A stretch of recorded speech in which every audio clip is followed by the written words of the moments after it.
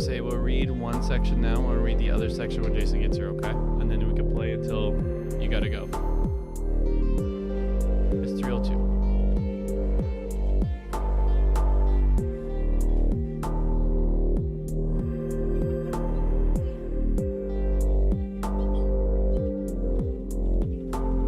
Should we have some pretzels while I read? How much pretzels do you want? So many pretzels. I want every pretzel made. And imagine having every pretzel made and then throwing them all away. Mm-hmm. I told you I had to. Nice. Well, let me know when you're ready for me to start.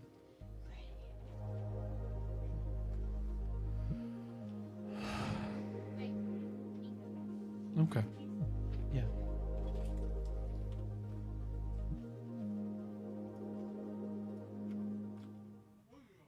I'll wait for him to get back.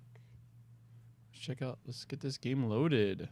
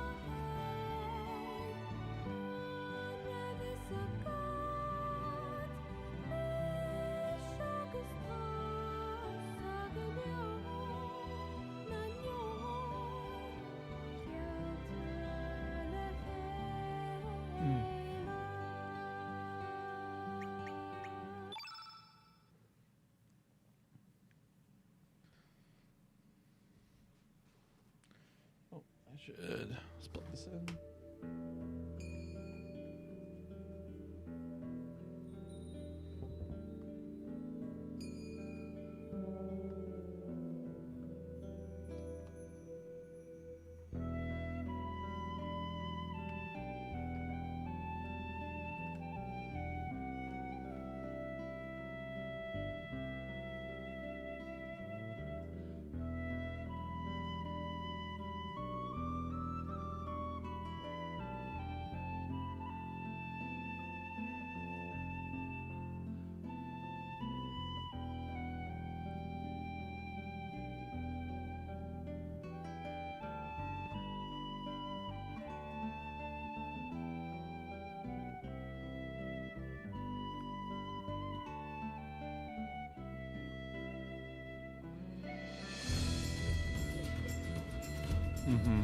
We'll link for you. I was like,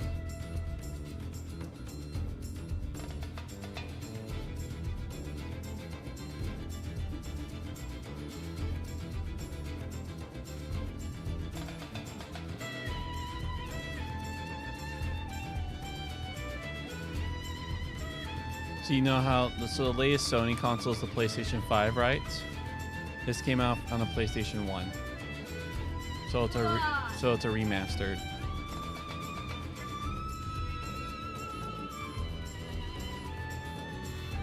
I've been really wanting to play this because I played Chrono Trigger way back in the day. And I've been wanting to play Chrono Cross forever. Thank you, Jesus, for your blessings.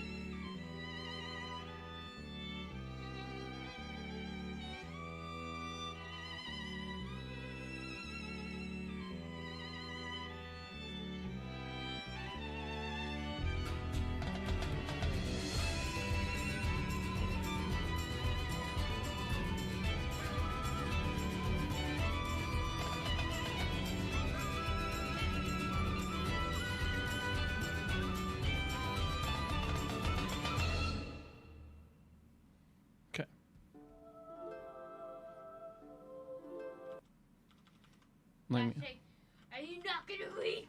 And I definitely. All right, let's read. Oh, do you think we can read books? And by the time we read books, We'll save one section for when he's here. On watching your sons die. Genesis 21, verses 15 and 32. Jesus, you're enough amazing.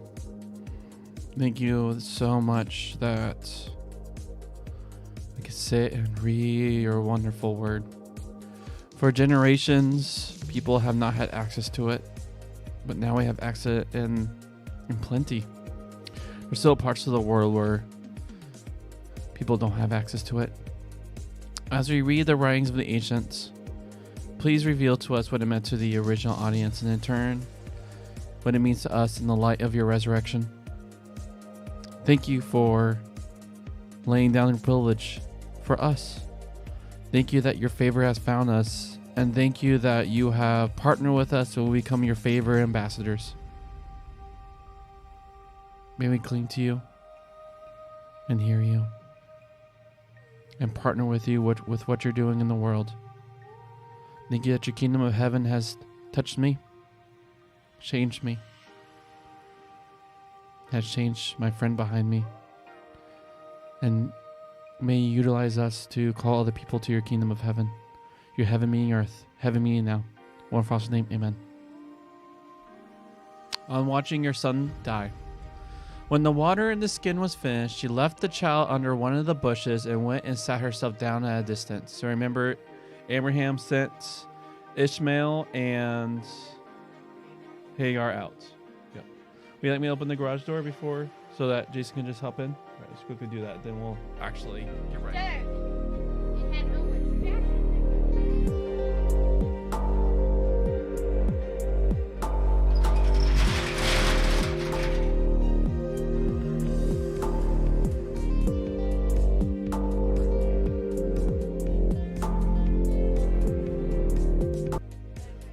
Oh.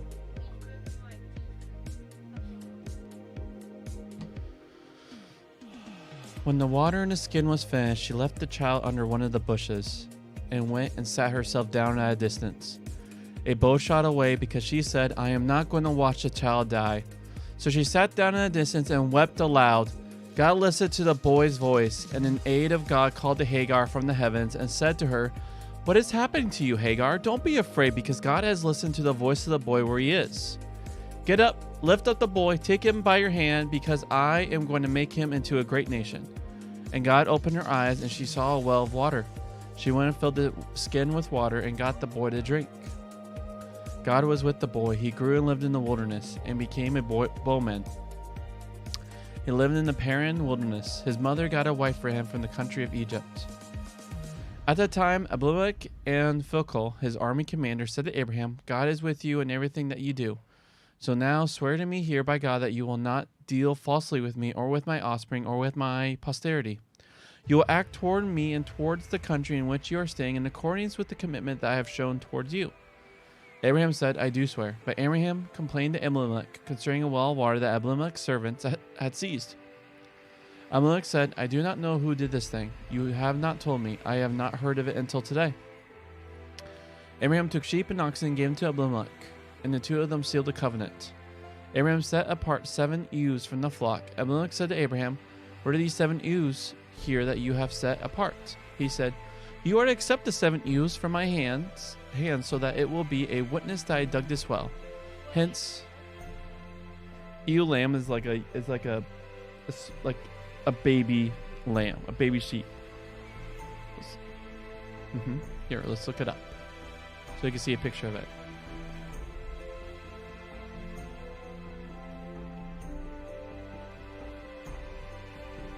So, it's not just any sheep, it's a young female sheep. An ewe lamb is a young female sheep, usually unweaned.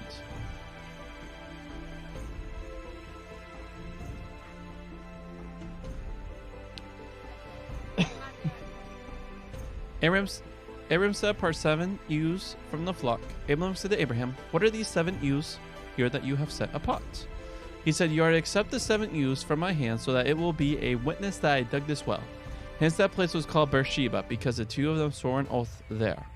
When they had sealed the covenant at Beersheba, Abimelech and Phicol, his army commander, set off and went back to the country of the Philistines. Commentary. Today I read about the death of the young son of the leader of the opposition party in the UK Parliament. The boy had been born with cerebral palsy and a severe form of epilepsy, and since his parents had been watching him die all through his 6 years. They sometimes slept on hospital floors to be with him in a crisis. For them, he was the most beautiful and the most precious child in the world. But they had to watch him die. His father's chief political adversary, the Prime Minister, who had himself once lost a child, commented that the death of a child is an unbearable sorrow that no parent should ever have to endure. But if God or Abraham told Hagar about the renewed undertaking God had made, one can imagine it doesn't count for much when you have wandered in the wilderness for long enough to have run out of water, when you know your child is dehydrated, and when you know that this is how people die in the wilderness. But God intervenes, as God did not for that little boy with cerebral palsy. Ready for clincher? God does so because of listening to Ishmael's cry, not because of seeing Hagar's tears, but I guess either way will be fine with Hagar. She knows that God is one who sees and also one who listens. That is what Ishmael's name means. Genesis 16 notes, God here lives up to the boy's name. If you had to watch a child die, I guess you will have mixed feelings about this boy's story. In one sense, stories about God's raising people from the dead, healing people, or rescuing people from oppression are little use to most of us because God does not do that for us. They may seem more hurtful than comforting, yet they may also be an encouragement. They declare that our experience is not the only reality, and they open up possibilities for hope and basis for prayer. God has been known to rescue people in this way, so maybe God might do that for me. Was the well there all the time, but had Hagar not seen it? Sometimes there are resources available to us that we do not spot, but we must be wary of blaming Hagar for not seeing resources that were present. The story does not make her responsible for the tragedy that would have unfolded if God had not intervened. It rejoices in the fact that God did intervene. So the story of Hagar and Ishmael gets its fresh start. God is with Ishmael. He is the first person about whom that is said. It will reoccur as a promise for Isaac. But it is first said of the boy who does not count in terms of the great purpose that God is set on accomplishing. You do not have to be Isaac or Jewish to have God with you, turning you into a great nation. You could be Ishmael or Arab. After the pathos of the story of Hagar and Ishmael, the story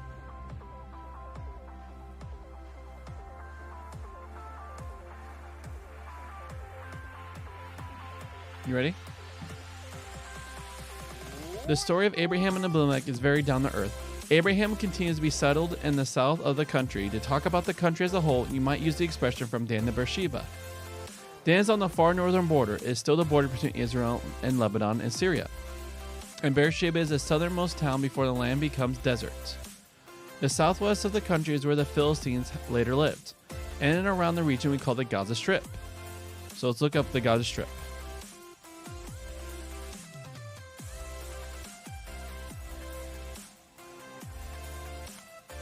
So he's in this southern region right here.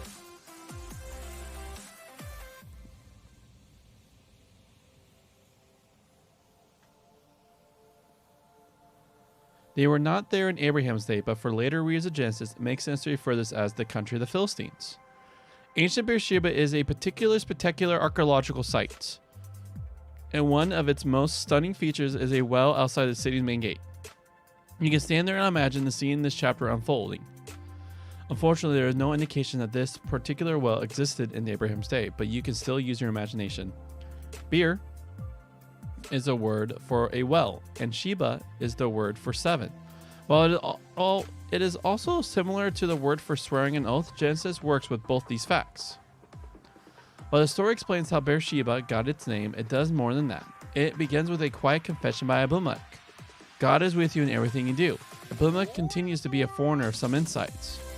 In Genesis 20, he could complain in effect that Abraham was supposed to be a means of blessing but became a bringer of trouble. Here he gives a contrary testimony.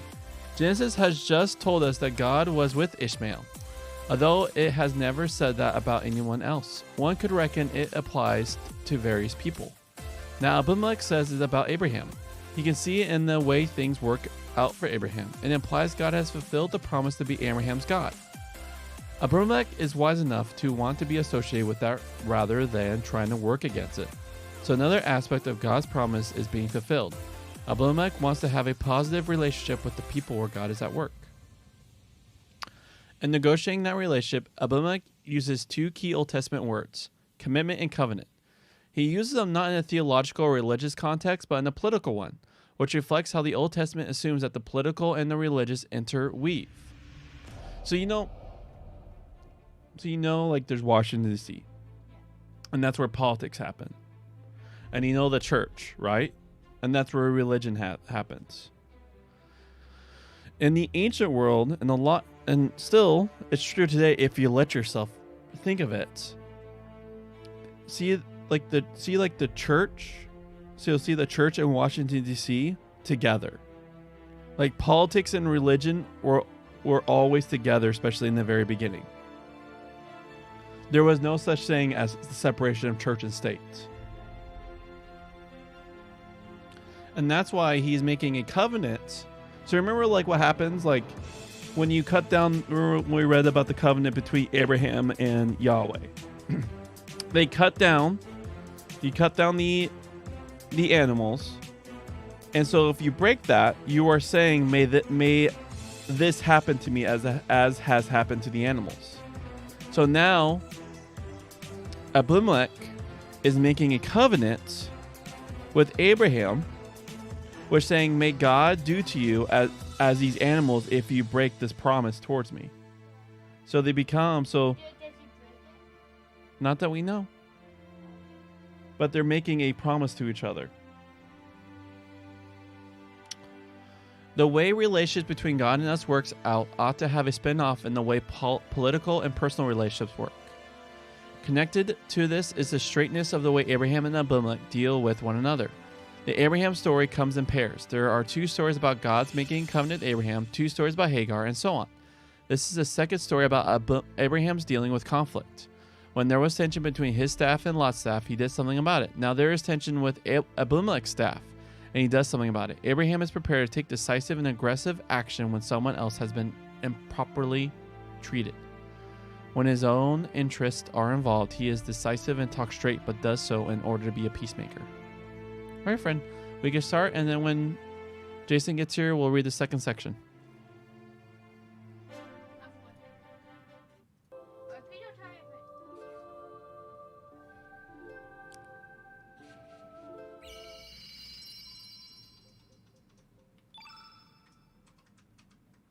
Sure.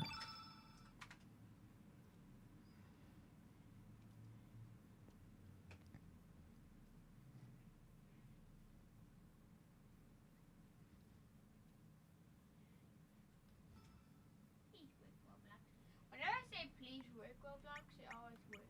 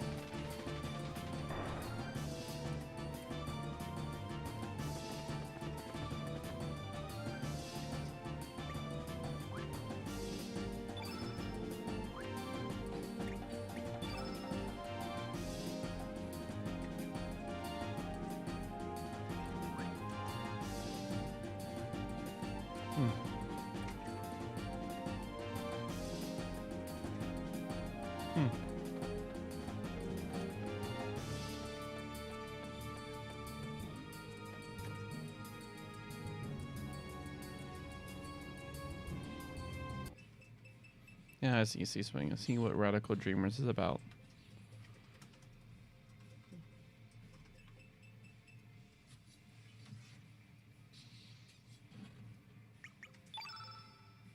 Is it the same game? Just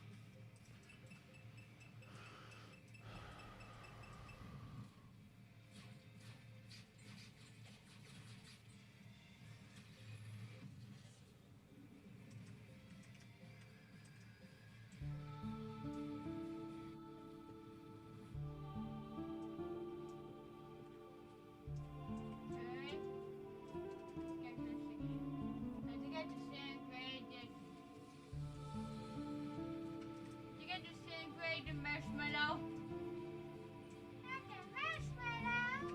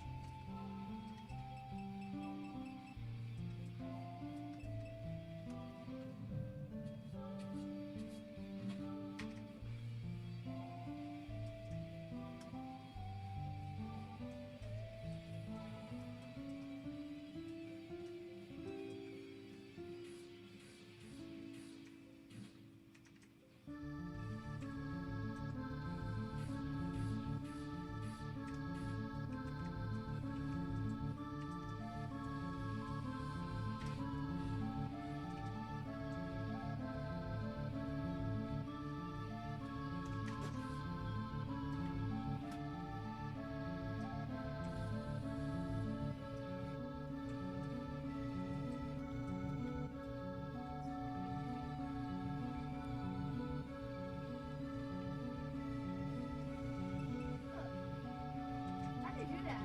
I have no idea.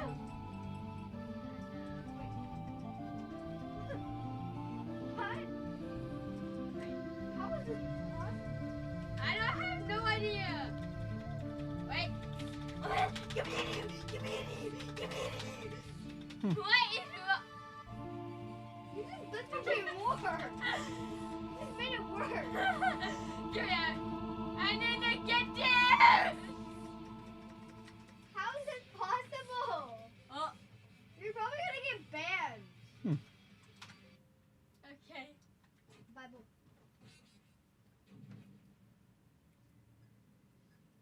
Wait. okay. That was the weirdest thing that. Well. I can't do it. Okay, now we know. And the camera said. Yep, just whenever Charlie, you just need to turn off your screen. Reset. Oh wait, Jason.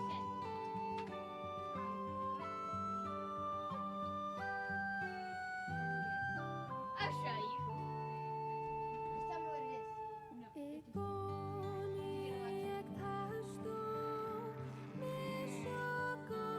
All right, turn off your.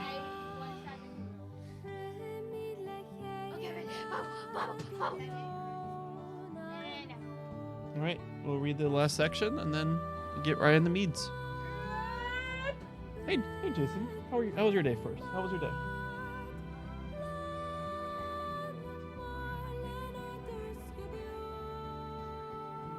Your Heritage project? Heritage. Ah, nice. Okay.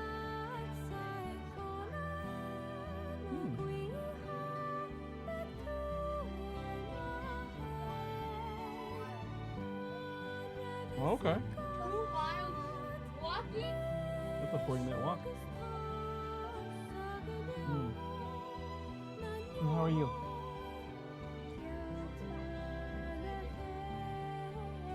Yay!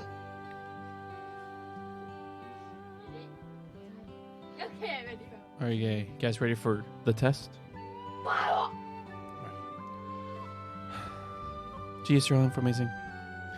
Thank you for this time with my friends today. Thank you, Jesus, for you being the triune God, a community, a friendship, a lasting love among each other. And in creating us, we just have a longing to be with each other, deeply rooted. Please reveal to us on how to treat the other with the love that you treat each other,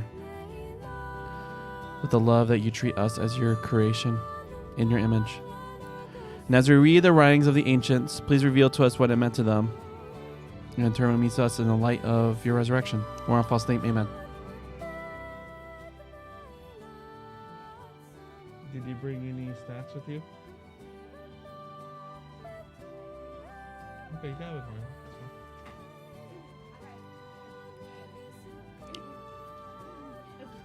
All right. He planted a tamarisk at Beersheba and called there in the name of Yahweh, God forever. Abraham stayed in the country of the Philistines for a long time. Sometime after this, God tested Abraham. He said to him, Abraham, and he said, I'm here. He said, take your son, your only son, the one you love, Isaac, and get yourself to the region of Moriah, and offer him as a burnt offering there, on one of the mountains that I will tell you about.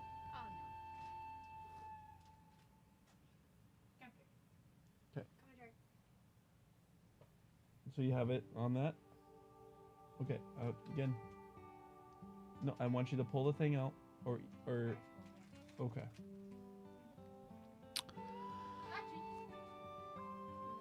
I'm surprised you don't use that. You only use that under tray. Okay. I am writing at the beginning of Lent, and I've been thinking about the story of Jesus' 40 days in the wilderness, when he was led by the Spirit into the wilderness to be tempted by the devil. Every time I get to the end of that sentence, I have to go back to the beginning and wonder how its two halves can fit together. Jesus was led by the Spirit into the wilderness. Yes. Jesus was tempted by the devil. Yes. But Jesus was led into the wilderness to be tempted? Apparently so. One of the clues to understanding what was going on is that whereas English has different words for testing and temptation, the Old and New Testament use the same words for a positive testing designed to build you up and a negative temptation designed to pull you down. The King James translation, in fact, has God here tempting Abraham. Jesus' temptation was also a testing from which he could emerge the stronger to begin his ministry. Adam and Eve's temptation was also a testing which they failed.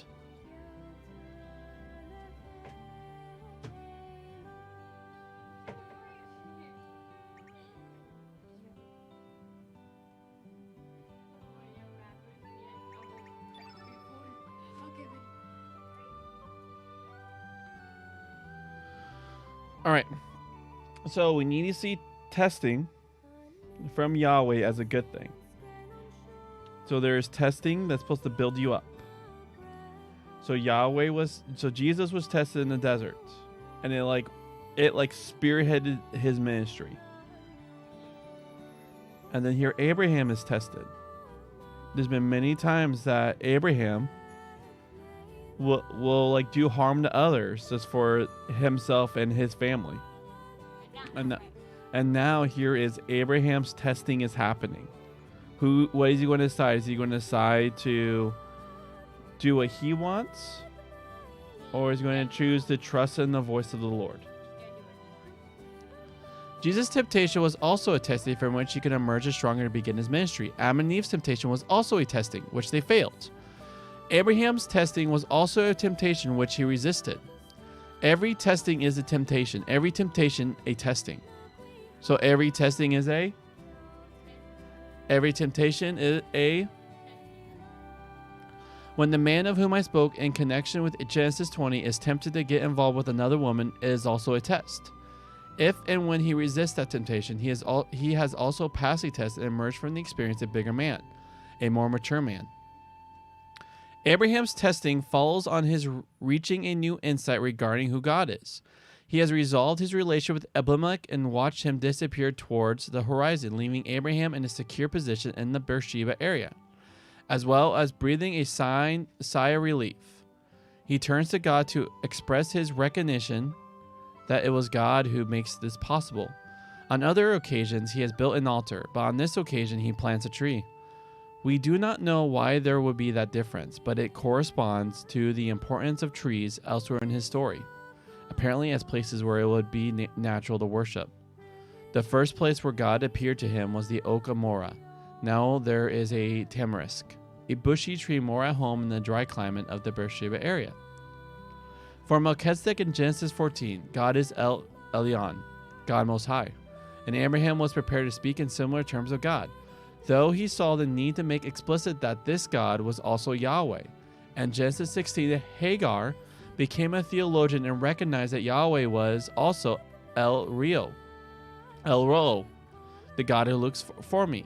And Genesis 17, Yahweh appeared to Abraham as El Shaddai.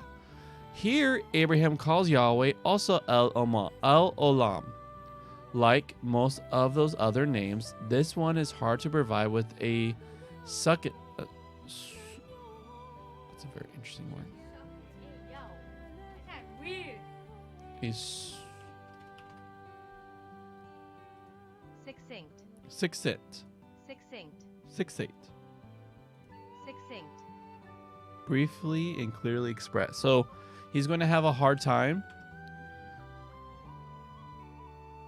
translating El Olam, because it's just one of those words that Succinct.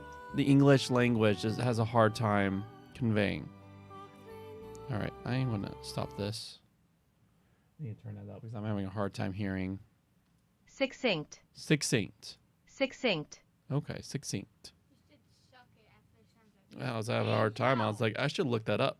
Hey, yo, you can't just suck it and be good. Well, it says succinct. Yeah, but when you guess you're like sucking, that's like, hey, yo. I know. It sounded funny. That's why I looked it up. That sounds okay, buddy.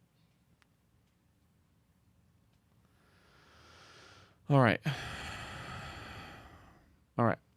Like most of those other names, this one is hard to provide with a second English equivalent. Olam means something like. No, it's not. I need to look it up again. I am having a hard time with that word. Succinct. It's succinct. Succinct. Succinct.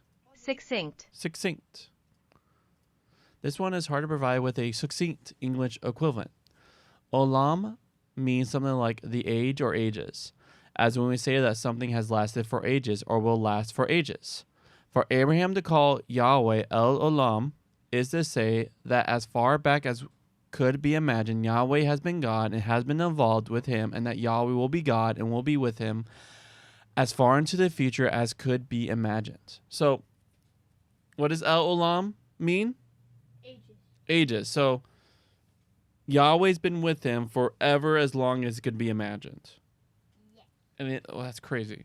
He is God forever, which can imply forever backwards as well as forever forwards. So, saying he is God forever, El Olam, means as far forward and as backwards. far backwards. In the past or in the future, to be exact. This is the only occurrence of this title in the Old Testament, though it sums up an assumption that runs all through. God has said that both the covenant with Noah and the covenant with Abraham will last forever, or be age-long, and that God will give Abraham the country forever as an age-long possession. Abraham now attaches that word to God's own person, no doubt with the conviction that the significance of this for him is that God will always be God for him. You might think the story of Abraham and Sarah is working toward its end, and in a way it is. They have their son. They have a secure position in the country. The country does not exactly belong to them, whatever that would mean, but no one is disputing that their right to be there. A long time passes. Yes, Yahweh has been proven to be God forever for them. Whatever we make of their actual ages, they have reached old age. Yes, their story is surely working towards its end. Then there is a bombshell. Sometime later, God decides on this test for Abraham. With hindsight, we can see that the chapter forms an appropriate climax to Abraham's story as a whole. It again forms a pair with an earlier story, God's bidding. Get yourself to Moriah, to a place that will tell you. Pairs with God's original bidding in Genesis 12. Get yourself from your father's household to a country that I will show you. These are the only two places in the Old Testament where this expression comes. It is almost as if the Abraham story could not come to an end without God saying once again, get yourself. But a crucial difference this time is not only that the story starts within the country where God had sent Abraham, but that it presupposes that God's having dealt with one of the big issues in the background to that first story. Their God was promising to turn Abraham into the ancestor of a great nation, notwithstanding Sarah's infertility. Now Sarah has a son whose existence opens up the way to God's fulfillment of this promise. Yet God's second get yourself imperils that promise. God's words underline the heart-rendering nature of the bidding. Abraham, yes. You know your son? Yes. He is your only son, isn't he? Yes. We might find this an odd exchange, since Abraham has two sons, as far as God is concerned. Perhaps he is the one son who counts in terms of fulfillment of God's purpose. Further, whereas in light of Sarah's not having conceived, Abraham had said to God, if only Ishmael might live before you, perhaps Isaac is now the one son who counts for Abraham too. But another consideration lies behind the designation. Sarah is Abraham's only primary wife. Hagar is also Abraham's wife, and in Genesis 25 we'll read of a third wife, Keturah. But it is explicit there that Keturah is a secondary wife. It also implied that this was also Hagar's status. Being a primary or secondary wife needs not imply anything about the love or commitment your husband has for you. It likely relates mainly to your children's inheritance rights. In this legal connection, Isaac is indeed Abraham's only son. So God says, you know your son, your only son? Yes, Isaac. In case there is any doubt here, he is the son who brought such joyous laughter. Yes, Abraham says. You love him, don't you? It is the first reference to love in the Bible. Oh yes, says Abraham. Kill him for me, then, will you? God tested Abraham. We might be inclined to turn the story upside down and reckon that sacrificing his son was not a test from God, but a temptation Abraham ought to resist. A Jewish tradition raising an inverted form of this question appears in the Talmud, a collection of traditions put into writing during the centuries following New Testament times. Such stories handle the question that a thoughtful person listening to the biblical stories might raise. Surely God could not issue such a command. In the Talmud's elaboration, Satan appears to Abraham when they are on their journey to Moriah and tempts him to sacrifice a lamb instead of his son. Abraham has to resist that temptation. In another version, Satan points out to Abraham how implausible it is that God should give Abraham a son in his old age and then expects Abraham to sacrifice him. It just does not make sense. And he points out how immoral the act will be. But Abraham knows that he has to resist such logic when he has heard God speak. Within Genesis, the focus lies specifically on the fact that Isaac is not merely any son, but the son through whom God will keep the promise to Abraham to fulfill a purpose for the world. The stories of Abraham and Sarah have described a number of ways in which God's promise has been imperiled by circumstances such as Sarah's infertility or human failure, such as Abraham's penchant for giving Sarah away. Now God personally imperils that promise. All right, friends, we can start. Oh, I know what it does. Oh, okay. Oh, fuck! I know.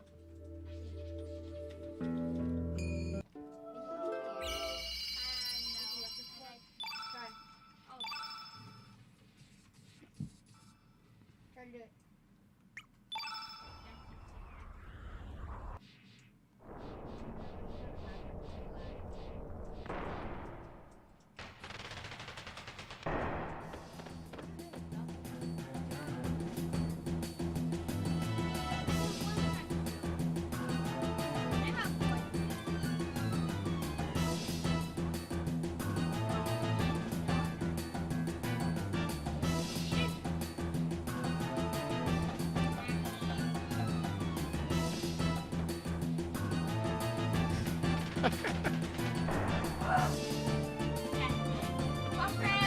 So good!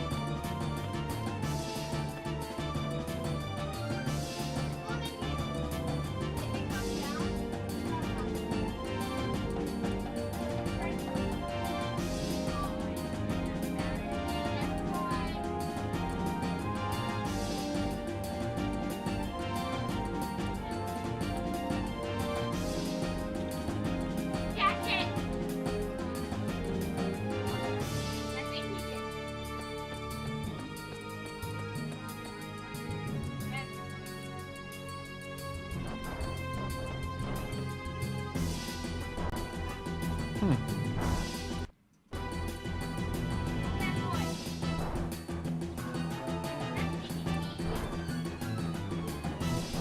What? What? Hmm.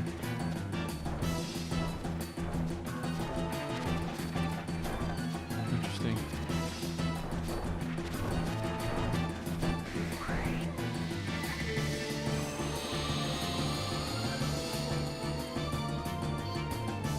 Oh yeah! Wow!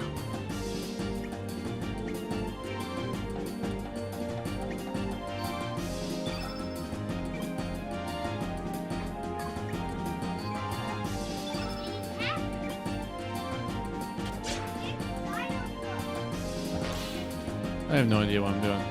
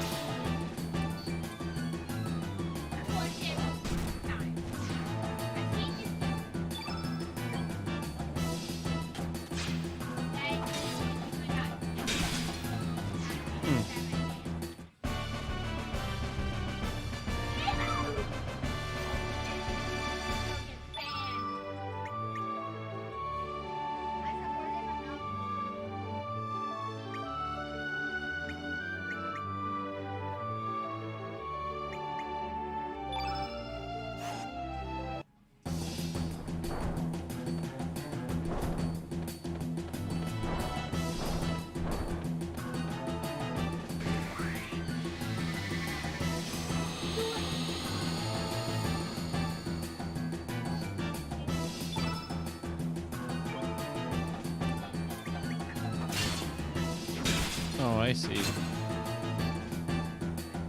It's just a chance. And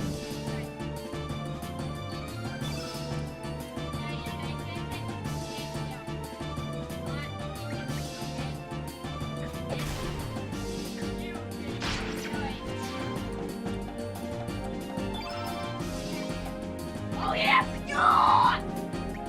I see. Go in!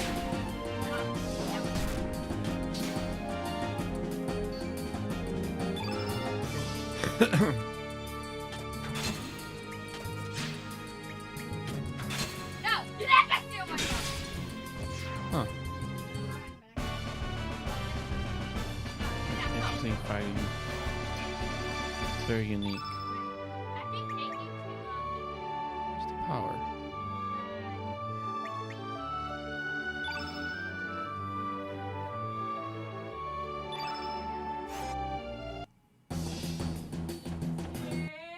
No, wait. Do I get stupid? I get stupid. And I killed him. That's so bad. What?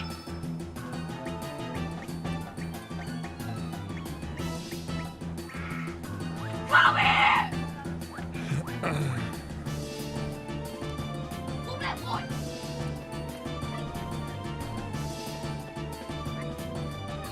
Now I'm trying to beat you.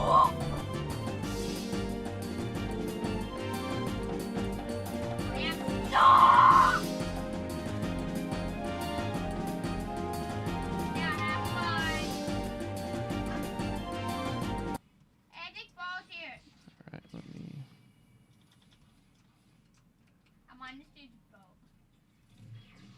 Oh, I killed somebody. See what I do. It can be gone.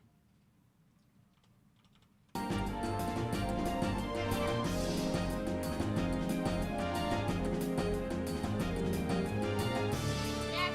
Go Yeah, down all right. that high. I thought. Down that high. Okay, what's down here? Oh, that's just taking my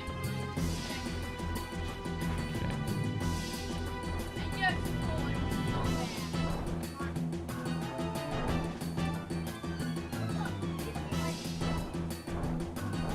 Uh-huh. I just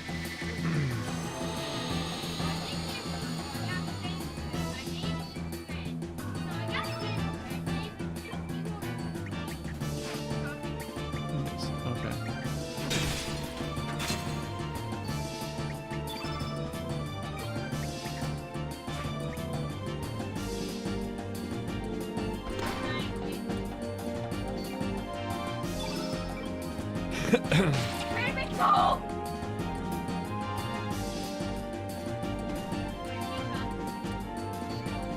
What?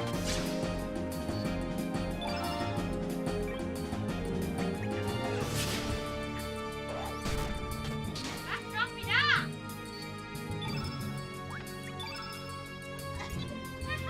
That didn't happen to me.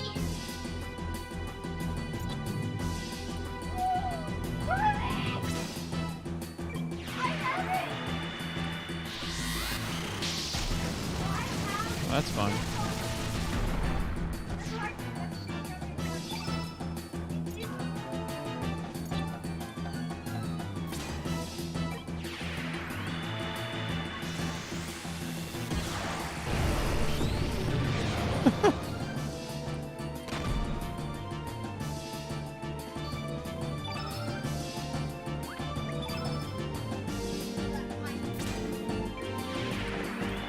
Huh.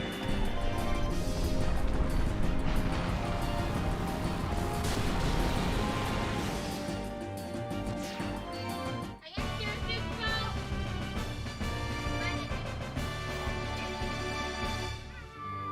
No, I scared some.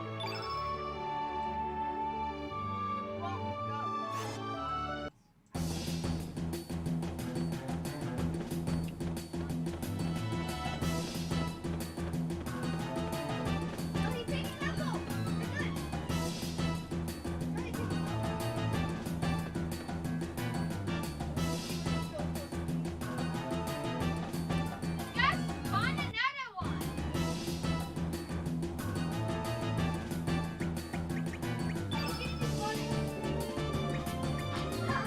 Last one. Let's get out. No.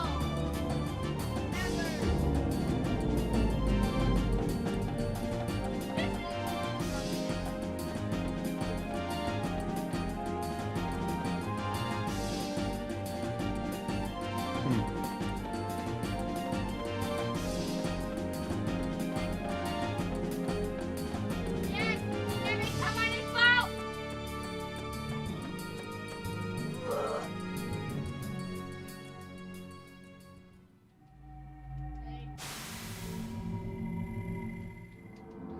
Probably should explore the other stuff before teleporting.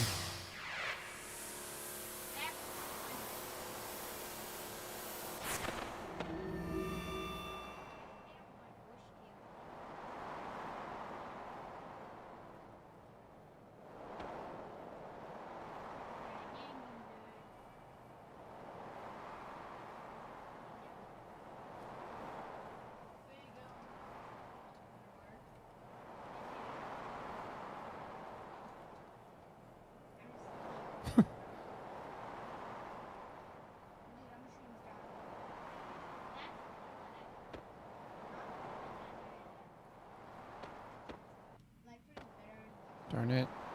No, it We can come back.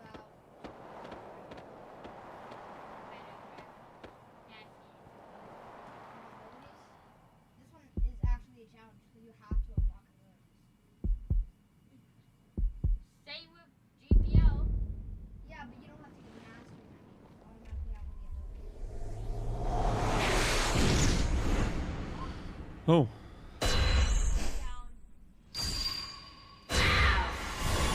Whoa. Why? Why don't you just eat it? No! That escalated quickly. Oh my God. It's not permanent, Charlie. Yeah, if I was permanent, so I was like, okay, just eat it and get rid of it. No!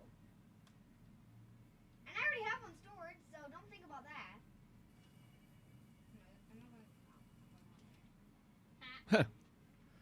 That's definitely a reference to Chrono Trigger.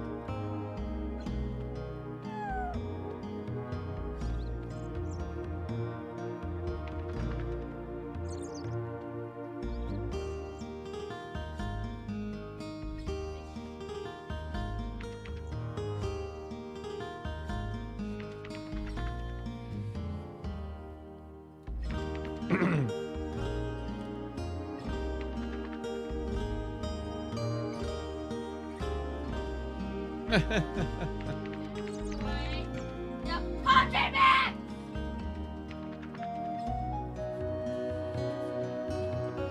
I checked it. Listen to the sound something.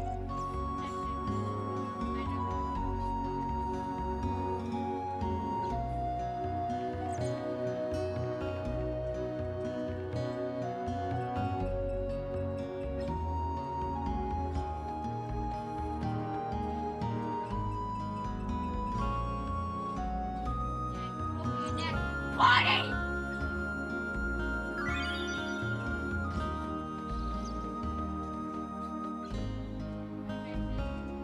Ready for the best of your video.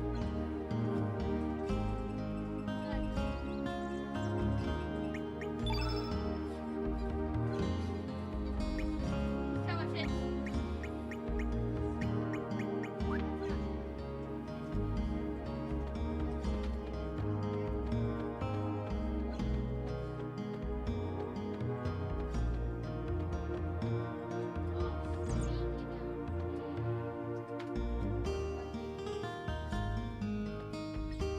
Ah! Yes!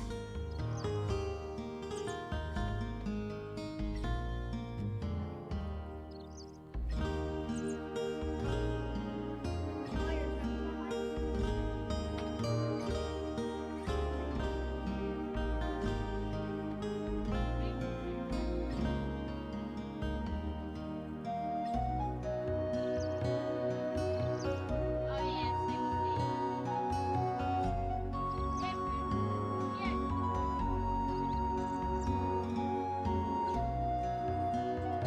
They don't care about doll.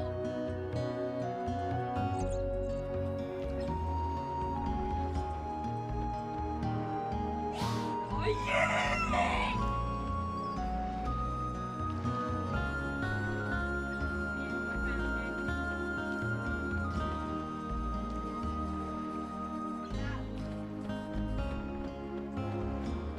What?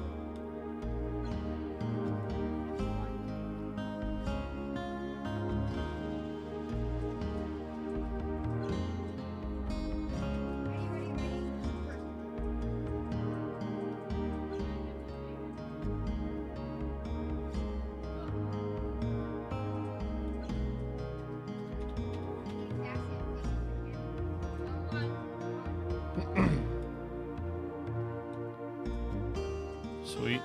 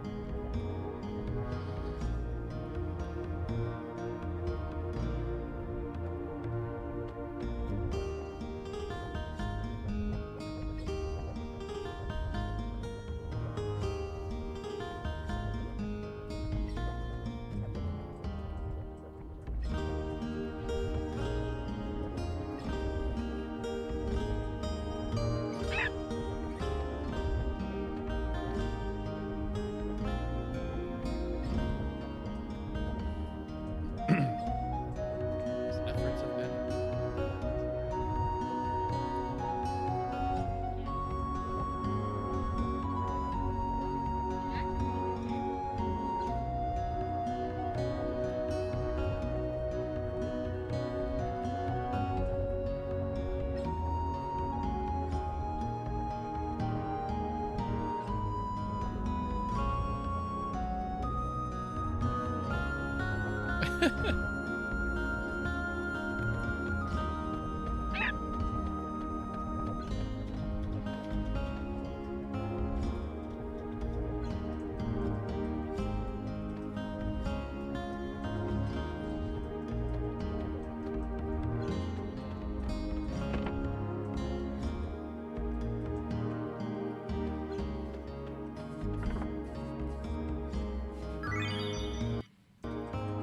Okay, buddy. Hey, Dad.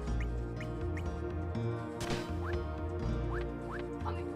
Come here. Better come here.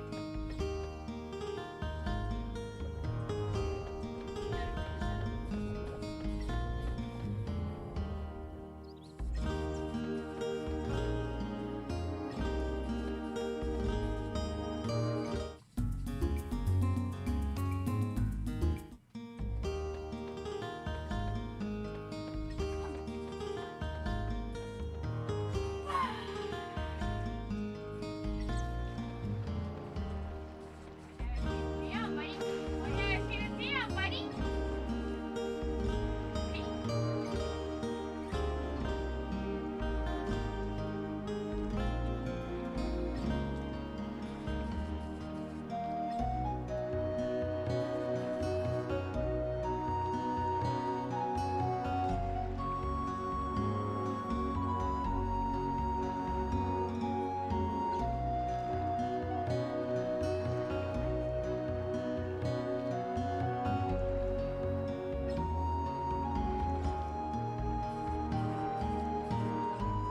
Hey.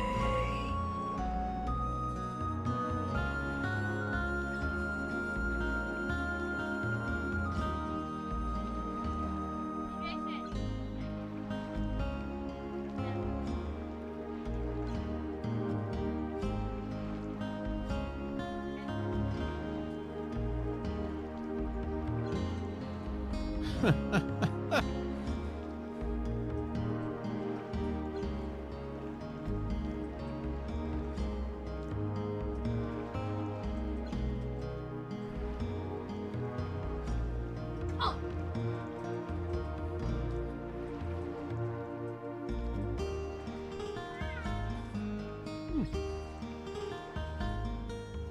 I think so.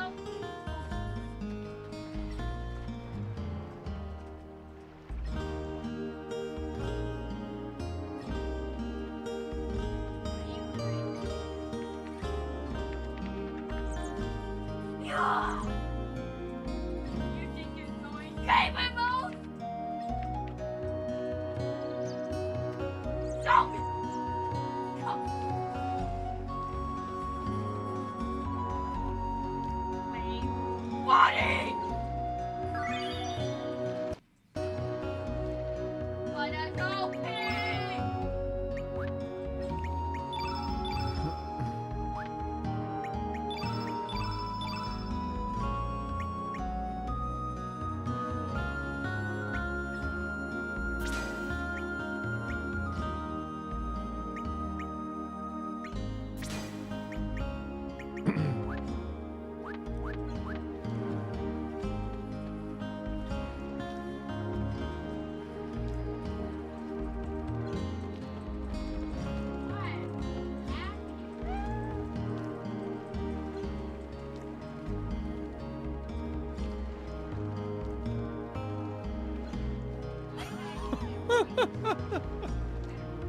Whoa, backstory.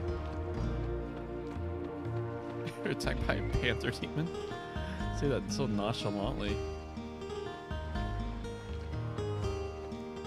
That's hilarious.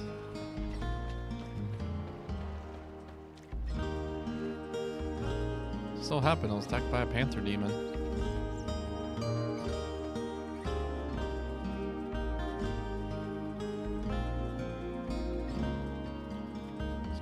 Let's get that Kier.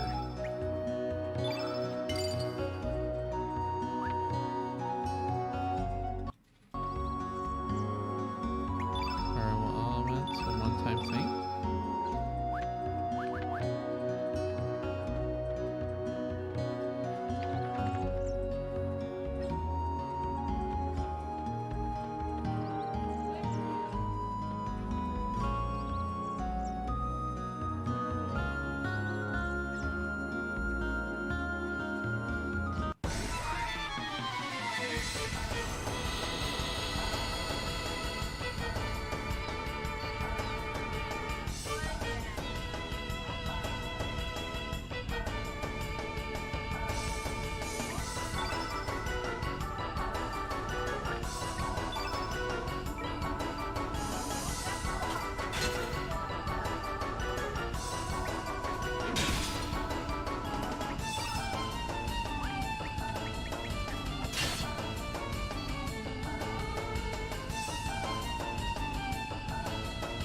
Okay. Yeah, shit! My 6 can't hit!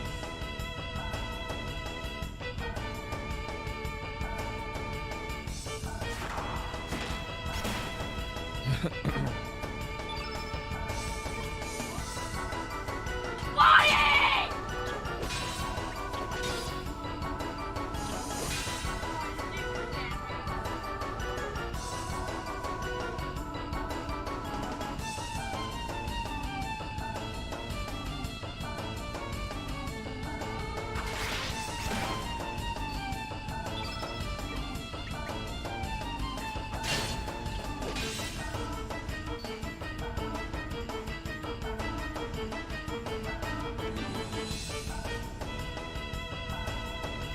Color of the element attributes remains.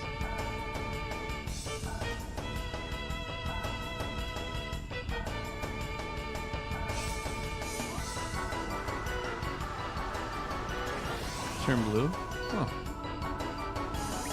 Oh.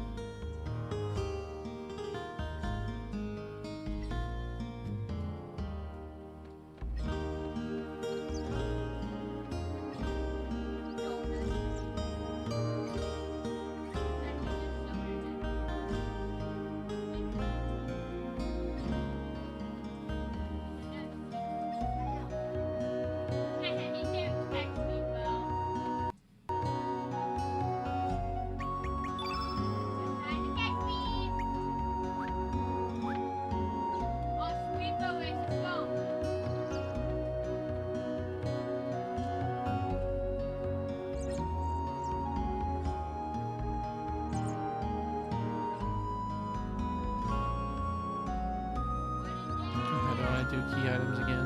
Here. Tell me again, good sir. It's really going the wrong way.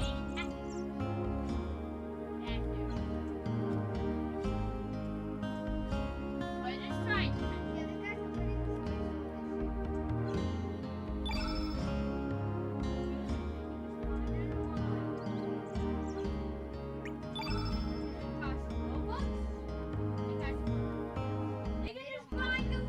Oh.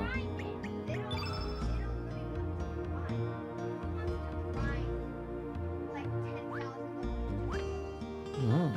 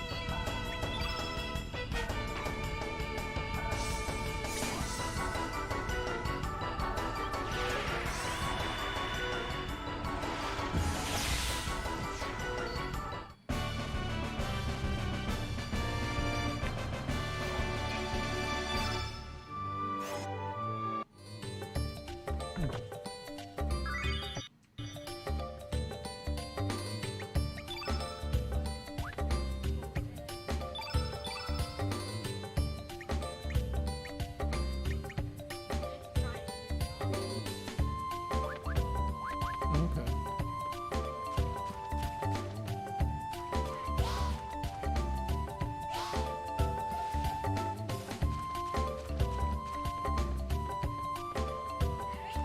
They come here.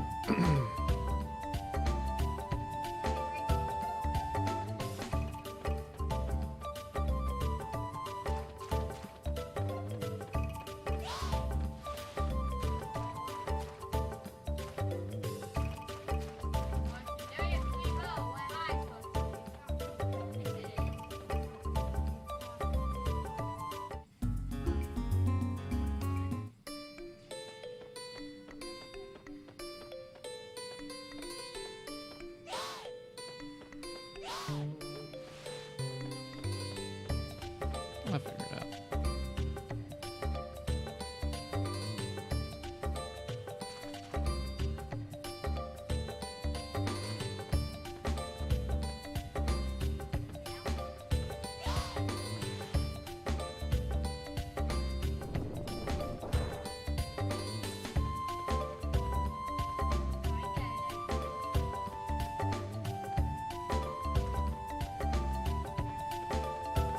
Exactly.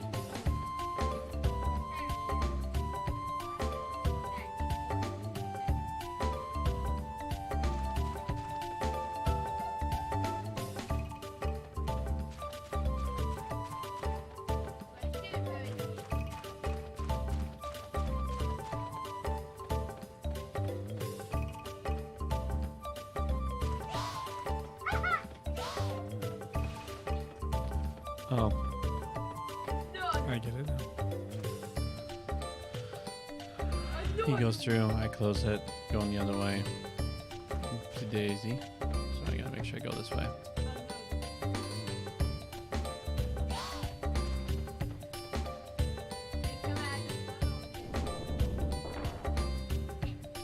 Why are you waiting?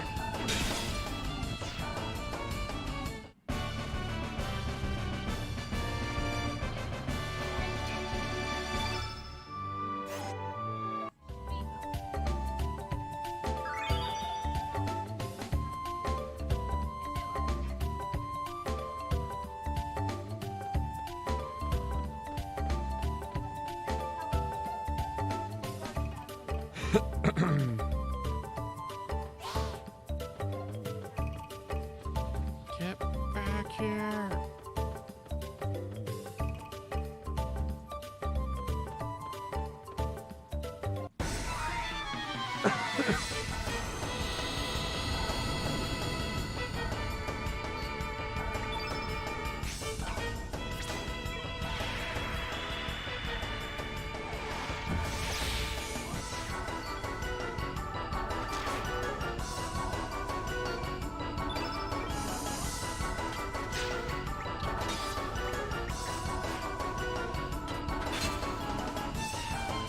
Squishy.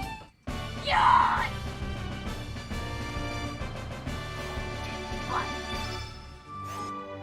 This dude can't even hit. Wow.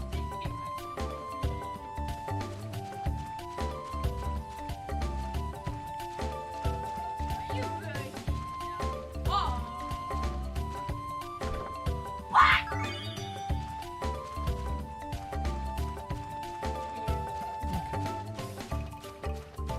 Let's fight. I am ready. Come on.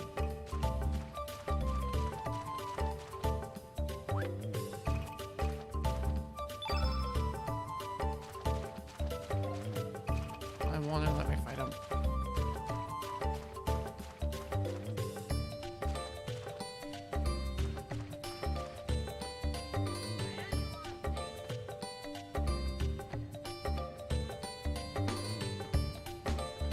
But how is that fun? Having a day.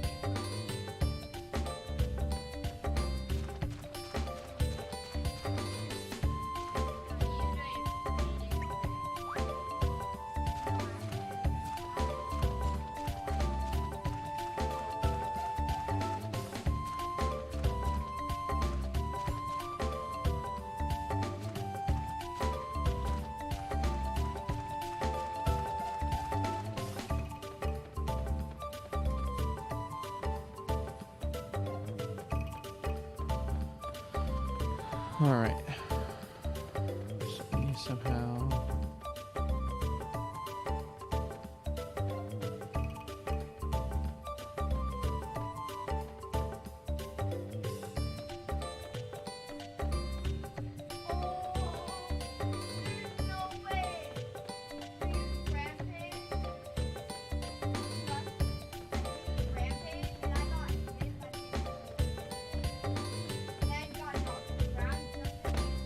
Oh, here we go.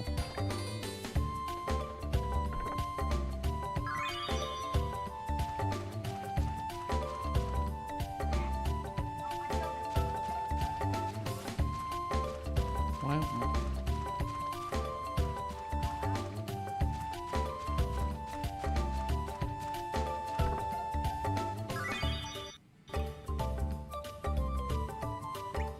Please tell me I can equip 2 ivory helmets. Oh man.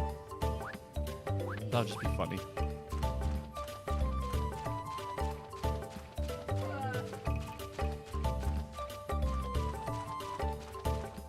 Well, now you're just annoying. That's it.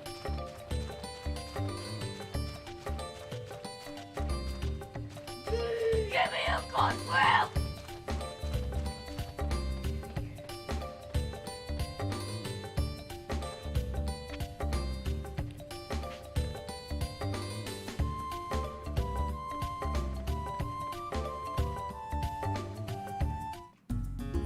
Oh.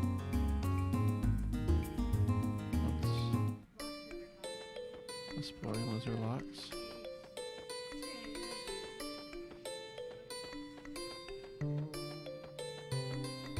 Oh, wait, well, let me find them. It's free XP.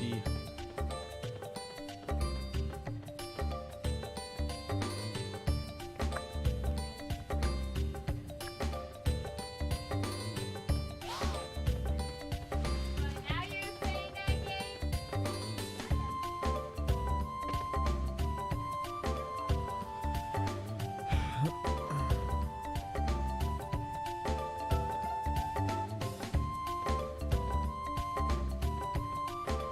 Is this a glitch?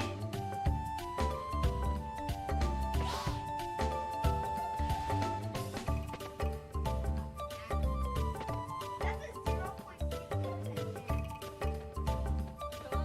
Oh. How is that a glitch? Sure, tell me, how is that a glitch?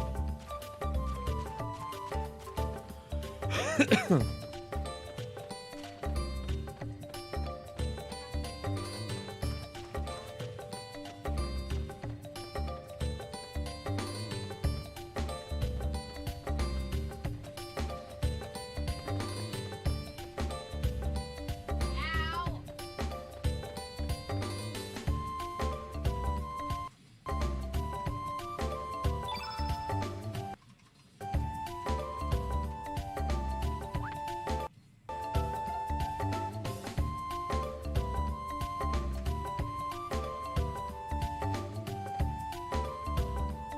Oh my gosh.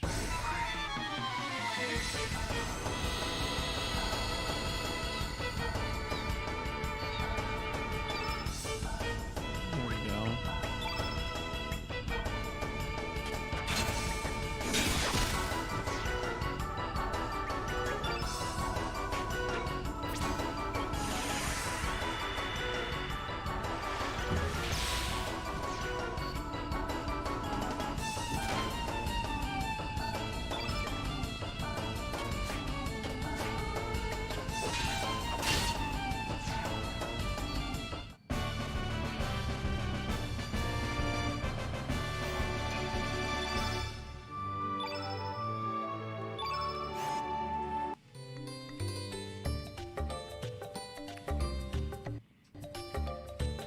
Let me save. When we reset games, I need to know what those chemicals are.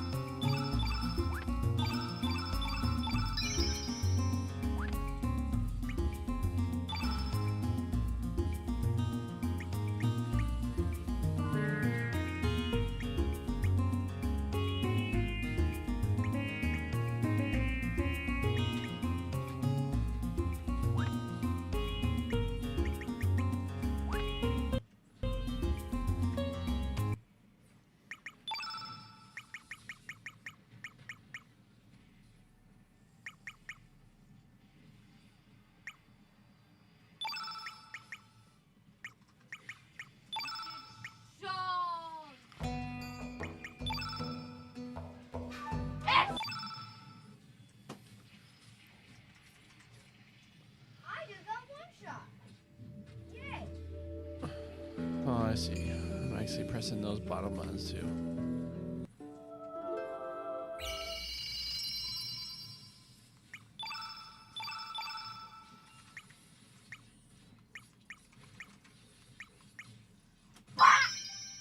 This server is also really close to getting.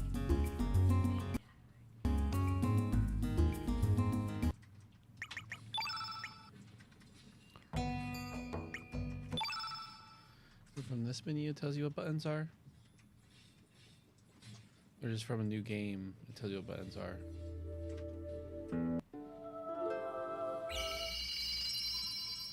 So I legitimately have to hit new game. Oh, here we go. All right.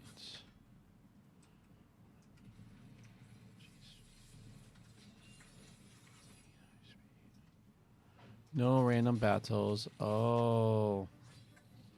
Battle boost? Auto battle?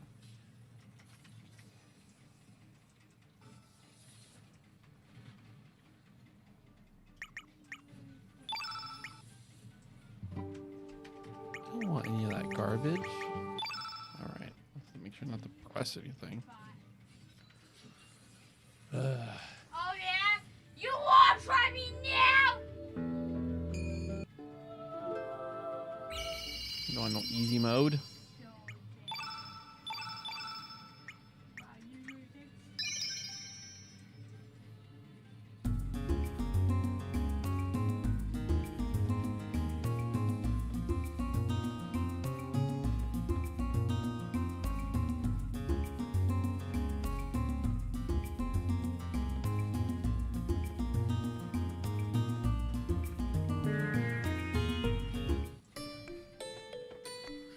Alright, let's do this.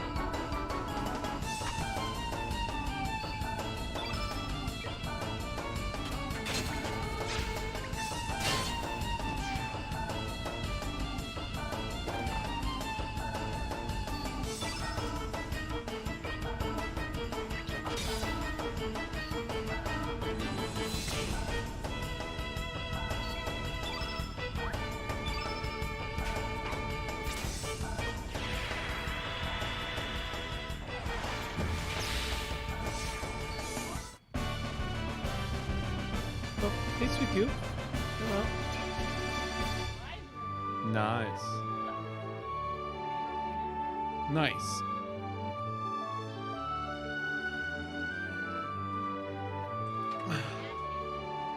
What was your question for me?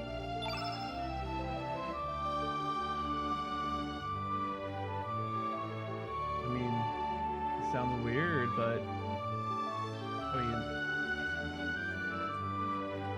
yeah, it's the equivalent of Super Smash Bros.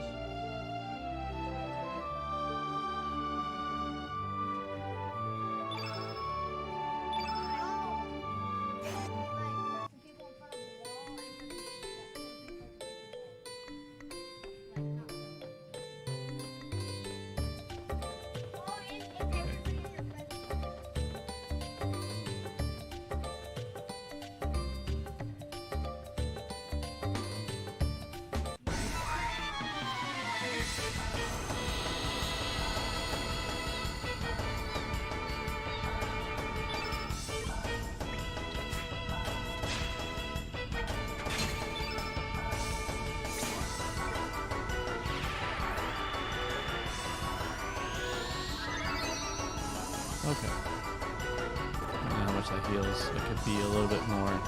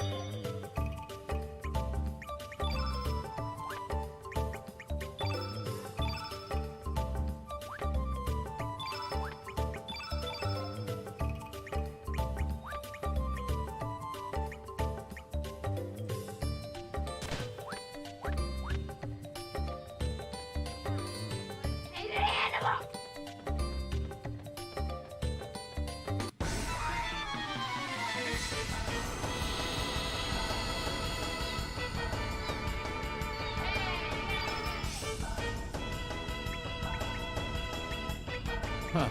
Tell you the gender of the animals. Okay. Whatever you do.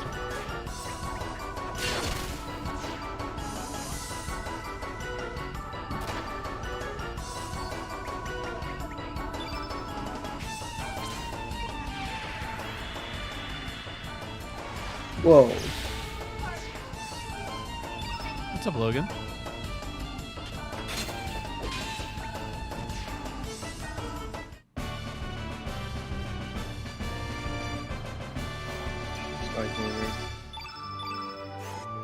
What's up?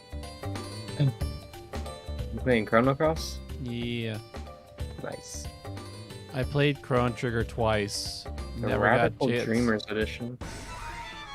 I played Chrono Trigger. Are you familiar with the Chrono Yeah. games?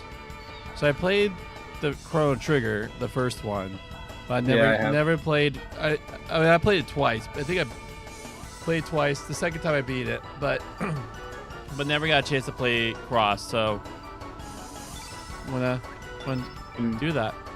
That's right. It's a very unique fighting system. Epic, epic.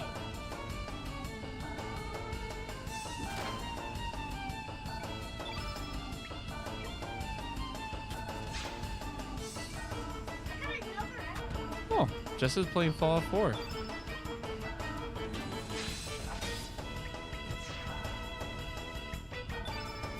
Mhm. Oh, I didn't even use Cure. I meant to use Photon. It's okay.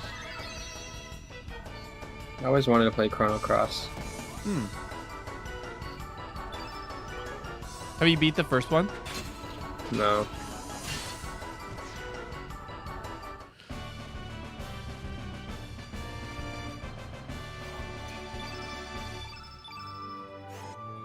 There was a place where you're supposed to use like a series of buttons, and like since at that time I played on an emulator, I wasn't able to do it.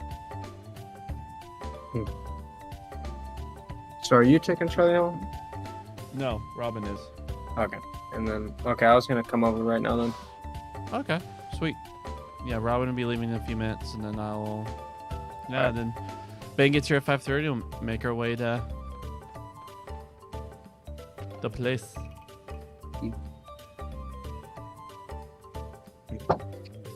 I love the Chrono soundtracks.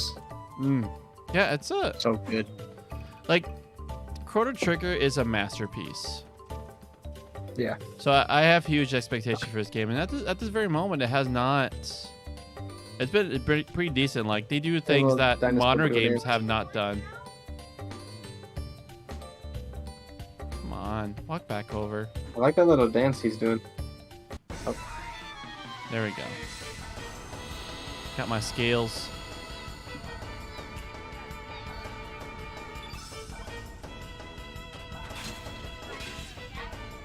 Poke, stab. Well, it's like you could do like combos, and like you have an option between light or strong or fierce attacks, and there's percentage based on each one.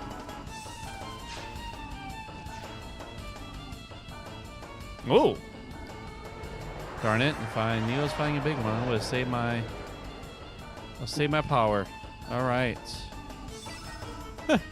Run away! Poke. Slash. Bang. It's gonna be a chomp. Oh, only 7. Okay. I don't think I have any other damage. Yep. Go for it. Uh-oh. Ooh. Nice.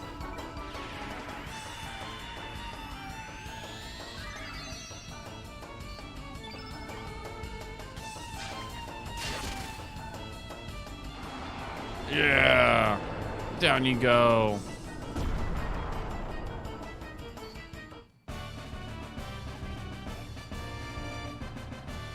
What are we gonna do for this play? Reach a new growth level. Huh.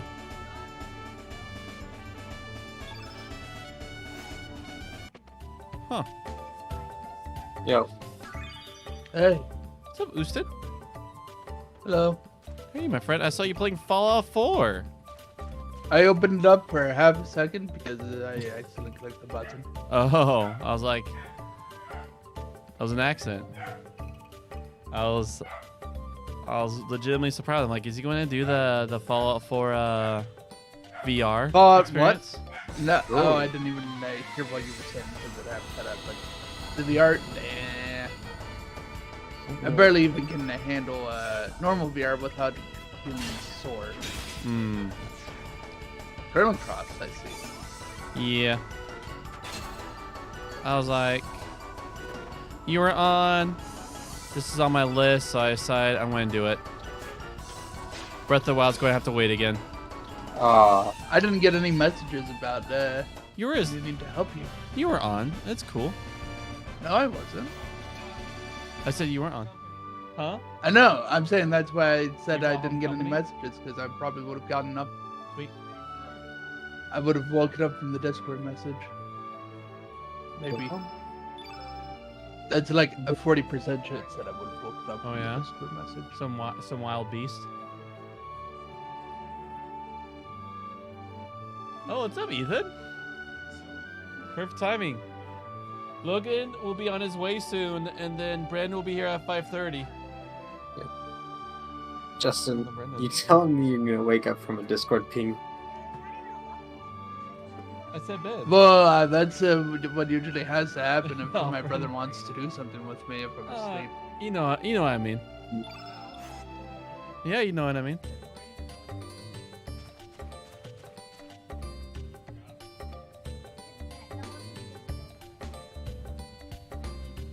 Also, I finally did it. Oh yeah. I beat that one video game I was talking about, the Mario Oh yeah. RPG Superstar Saga. Since you've been having just that. Pretty How are much. you doing, Logan? I got Doing it good. like in, That's good. man, Who's I was playing like Skyrim? 2012. Okay. You're playing Skyrim? Years. Ah, Yep. But I think the last time I actually tried to do any progress on it recently was like 5 years ago. Yeah. Nah. So, I'll head over now. All right, sweet. I'll see you here, Logan. Ethan's here. yeah, so I wasn't expecting to see Brenda. I'm not surprised. He's probably evangelizing, knowing him. But like just reading the Bible and look up and like I think that's Brenda. I thought you were gonna look up, and he's just like right there in front of you. He's like looking you directly dead in the eyes. Once you read it. Oh man. I'll save my game then. Cause, yeah, I'll be taking Broheim home in about 4:49. I mean, about 11 minutes. Game's that. Chrono Cross? Are you familiar with Chrono Trigger? Nope. It's been Warframe for the past Yeah, Chrono Trigger is considered one of the apex of RPGs. And this is Chrono Cross, so it's like a sequel that I've been wanting to play. And so I just started it today. I'm still at the very beginning. wait, Chrono Cross. That isn't the sequel to Chrono Cross, though, right? Chrono It's Cross the is the remake. sequel to Chrono Trigger. Okay.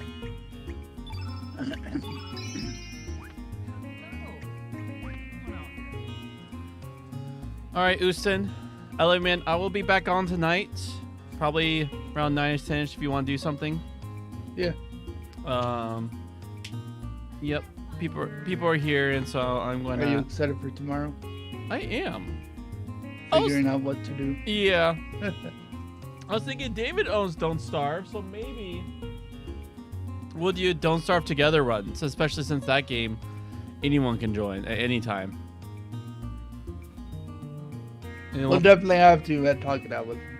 yeah, talk it up with the group. But that's what I was thinking, because I was like, Don't Starve is not that great of experience by yourself. It is if you play the single player game. I was doing that. I was and you playing like that single sort of player. stuff. I was like, meh. Guess I just wasn't feeling it. I love Don't Starve Together, but I wasn't caring for it. But then there's like, does it have all this stuff that usually draws me, like story and stuff like that? It would just feel like I another think sandbox. Just feel like another sandbox where you get X amount of stuff to then go to the next level. I'm like, I feel like this would be a lot more enjoyable with people. Yeah, that's just the nature of it, playing with people and not the game itself at that Yeah. point. So it's like we could play a lot of other things if you're not feeling enjoyment from it yourself. No, I wasn't caring for it by myself. That's what I'm saying.